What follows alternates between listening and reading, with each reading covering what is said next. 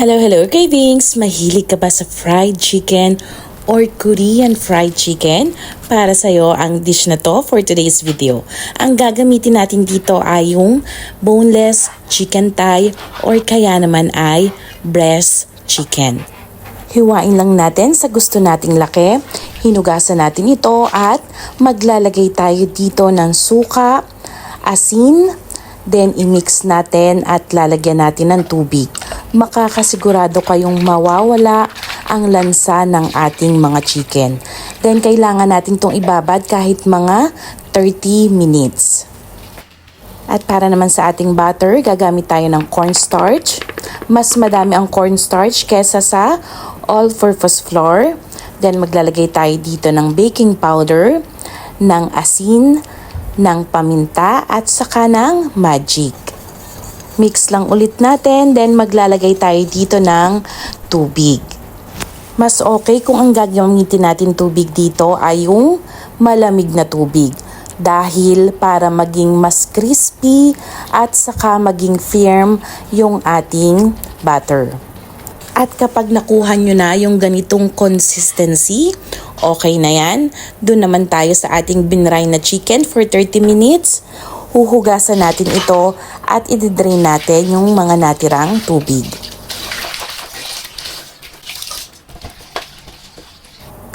Then maglalagay tayo dito ng paminta, ng asin at ng magic. Ang garlic powder naman ay optional lamang pero kung meron kayong garlic powder, mas okay. Doon naman tayo ngayon sa ating red sauce. Gumamit tayo dito ng tomato ketchup. Then yung ating gochujang. Maglalagay din ako dito ng soy sauce, asukal or kaya naman ay honey at saka ang ating minced garlic. Lulutuin natin to sa mahinang apoy lamang at ang last nating ilalagay ay butter. Tutunawin lamang natin yan, then okay na tayo. Doon naman tayo sa ating pineapple mayo. Naglagay tayo ng mayonnaise saka pineapple juice powder. Mix lang natin. Pwede kayong magdagdag kung kulang pa sa pineapple juice powder. Para naman sa ating cheesy garlic mayo, gumamit tayo ng cheese powder, garlic powder. Naglagay tayo ng konting tubig. Mix natin. Then lalagyan natin ito ng mayo. At i-mix lang ulit natin. Magpiprito na tayo ng ating mga chicken. Nagpapainit na nga pala ako dito ng mantika. Iluluto lamang natin to sa medium heat lamang for 2 minutes.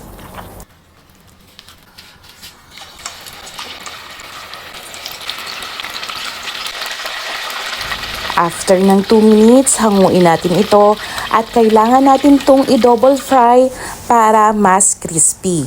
Sa high heat naman tayo for another 2 minutes. Hanguin na natin at yung kalahati nitong pinirito natin, lalagyan natin red sauce at yung isa naman ay for another sauce.